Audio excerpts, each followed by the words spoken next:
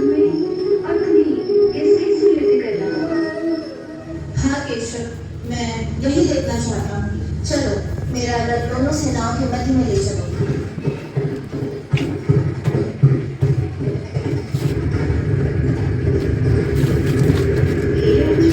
मैं तुम्हारी इच्छा के अनुसार यह दोनों सेनाओं के मध्य रथ को ले रहा हूँ। अब युद्ध कर लो। तुम्हें किससे युद्ध करना होगा। नहीं केशव नहीं, मैं इन सबसे युद्ध नहीं कर सकता। ये सब मेरे अपने हैं। गुरुदेव एक शिष्य के लिए पिता और भगवान के समान होता है, तो मैं कैसे इनका अनादर कर सकता हूँ। जिस गुरुदेव ने मुझे धनुर विद्या दी, तीर चलाना सिखाया, उन्हीं की दी गई धनुर विद्या का दुरुपयोग करते हुए मैं अपने शरीर पर तीरों की वर्षा करूं, उन्हीं के सीने को छलनी करूं। मैं इतना गिरा हुआ मनुष्य नहीं हूँ। और पितामह तो आदरणीय ही नहीं, पूजनीय भी है। इतने कुछ नहीं कि जिनके आगे मैं नजर तक नहीं उठा सकता, उनके विरुद्ध हथियार कैसे उठाऊं। कृष्णा, जब मैं चलना भी नहीं चाहता था, तो पितामह ने मुझे मेरा हाथ थामकर मेरे जीवन पथ पर एक एक पग चलना सिखाया था। जिस पितामह के सीने से मेरे लिए प्रेम और स्नेह की गंगा जमुना सदा फूटती रहती है, मैं उस पितामह के सीने में तलवार भूनकर कैसे खून की नदियां बहा सकता हूँ। मैं कोई दैत्य नहीं हूँ जो अपने ही सुख के लिए अपनों का वध कर देते हैं। यह मुझसे कदापि नहीं हो सकता, कदापि नहीं। अर्जुन का तुम एक सांस ले लो, क्या की बड़ी बड़ी बातें कर रही हो। तुम दूसरे सांस में अपनी करने में कृष्ण मानकर मुझे ज्ञान और मार्गदर्शन की याचना करती हो। तुम्हारा ज्ञान अधूरा है और अधूरा ज्ञान को दोधारी तलवार की भांति होता है, जो अधूरा ज्ञान देने वाली और लेने वाली दोनों व्यक्ति को काटती है। इसलिए तुम्हारे सबसे पहले एक घातक दोधारी तलवार को तोड़ना होगा। इस समय ये ज्ञान नहीं रहा कि धर्म क्या है और अधर्म क्या है। मैं कर्म के ऐसे दो राहों पर खड़ा हूँ, जहाँ से यह नहीं जान पा रहा कि धर्म का मार्ग कौन सा है और अधर्म का कौन सा। मुझे अज्ञान के अंधकार से निकलने का रास्ता दिखाओ केशव, रास्ता दिखाओ। मैं तुम्हें इस अज्ञान के अंधकार से निकालना चाहता हूँ। तुम इस समय अंधी की भांति हाथ पर मारने के बदले अपनी दूर दृष्टि को एक दिशा दो और इस सृष्टि की ओर देखो। इस सृष्टि में जो जन्म लेता है वह निश्चित रूप से मृत्यु अधीन हो जाता है।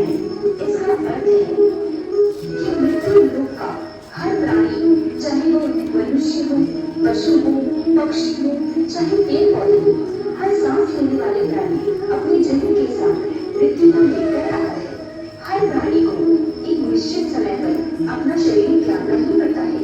अर्जुन, तुम इन्हें नहीं मानोगे तो यह इनकी मृत्यु नहीं होगी। नहीं अर्जुन, यह जन्म के साथ ही सभी जीव मृत्यु निश्चित ही कर लाते हैं। कर्माण्येवाधिकारस्ते मा फलेषु कदाचन मा कर्मफलहेतुर्भूर्मा ते संतोष कर्माणि। कर्म करने मात्र में तुम्हारा अधिकार है, फल पर नहीं। तुम कर्म फल के हेतु कर्म मत करो और अकर्म में भी तुम्हारा कर्मफल आ सकता है। इसलिए तुम कर्म के फल की चिंता मत करो और कर्म के विमुख मत हो। मेरा मन उस धर्म कांटे की तरह डोल रहा है, जिसके दोनों पलड़ों में ज्ञान और अज्ञान दोनों में बराबर बराबर रखा हुआ है। मैं दो राहों पर खड़ा हूँ, इसलिए मैं आपकी शरण में आया हूँ। मुझे गुरु की भांति रास्ता दिखाओ माधव, मुझे रास्ता दिखाओ। नैनं छिन्दन्ति शस्त्राणि नैनं दहित्वा पावकाः न चैनं केवलत्यागो न शोष्यति मारुतः। केवल शरीर नाशवान है और आत्मा अमर है, और ये शरीर के मारे जाने पर भी नहीं मरती। आत्मा को न शस्त्र द्वारा काटा जा सकता है और न ही आग से जला सकती है, न ही जल से गीला कर सकता है और न ही वायु से सुखा सकती है। न जायते म्रियते वा कदाचित् नैनं भूत्वा भविता मा न भूयात् अजो नित्यः शाश्वतः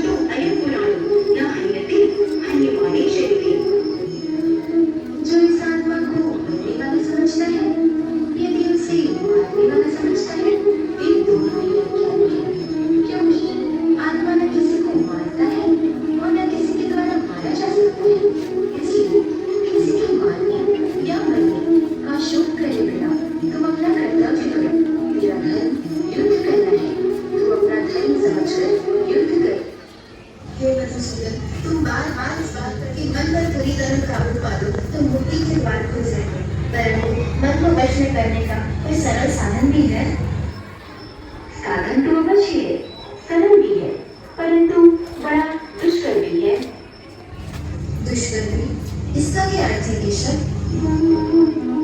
इसका अर्थ है, यदि तुम भीम वाले दृढ़ निश्चय वाले हो तो यह काम सरल है, और यदि तुम्हारी मति ईर्ष्याही नहीं है तो दृढ़ निश्चय नहीं कर सकोगे, तो जन्म जन्मांतर तक भटकते रहोगे।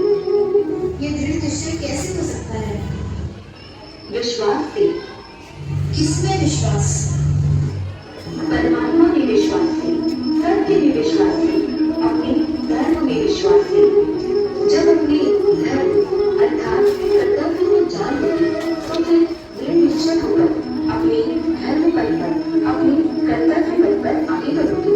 फिर तुम सुख दुख, लाभ हानि, जय पराजय पर एक ही समझकर अपने पथ पर चलने से डगमगाओगे नहीं।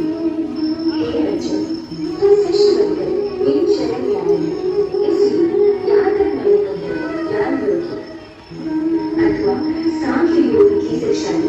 अब मैं तुम्हें कर्म योग की दिशा में वो पूर्ण विधि बताऊंगा जिसके द्वारा तुम कर्म करते हुए कर्म के बंधनों से मुक्त रहोगे।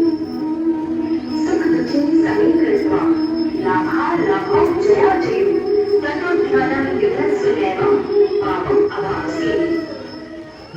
इस प्रकार सुख दुख, लाभ हानि, जय पराजय अथवा हार जीत को एक समान समझकर केवल इसलिए युद्ध करो क्योंकि इस समय युद्ध करना तेरा कर्तव्य है। यदि इस मानसिक वृत्ति से इसे अपना धर्म समझकर युद्ध करोगे तो तुम्हें इसका पाप नहीं लगेगा। ये क्या युद्ध करके पाप नहीं लगेगा? युद्ध में तो कितनी हिंसा होगी, लाखों प्राणियों की हत्या होगी, फिर मनुष्य उसके पाप से कैसे बचेगा? यदि कोई भी कार्य निष्काम कर्मयोग की रीत से किया जाए तो न उसका पाप लगता है और न उसका पुण्य मिलता है। निष्काम कर्मयोग? हाँ, निष्काम कर्मयोग। ये कौन सा योग है माधव जो मनुष्य को पाप और पुण्य दोनों से मुक्त कर देता है? यह गुण विद्या है बात, जो इसके रहस्य को समझ लेता है वो संसार में रहते हुए भी संसार में सारे कर्म करते हुए भी कर्म फल के बंधन से मुक्त रहता है। यदा यदा हि धर्मस्य ज्ञानं भवति भारतम् अभ्युत्थानं धर्मस्य तदात्मानं सृजाम्यहम् परित्राणाय साधूनां विनाशाय च दुष्कृतां धर्म संस्थापनार्थाय संभवामि युगे युगे। हाँ पार्थ, मैं प्रकट होता हूँ। जब जब धर्म की हानि होती है तब तब मैं आता हूँ, जब जब अधर्म बढ़ता है तब तब मैं आता हूँ। सज्जन लोगों की रक्षा के लिए मैं आता हूँ, दुष्टों का विनाश करने के लिए मैं आता हूँ, धर्म की संस्थापना के लिए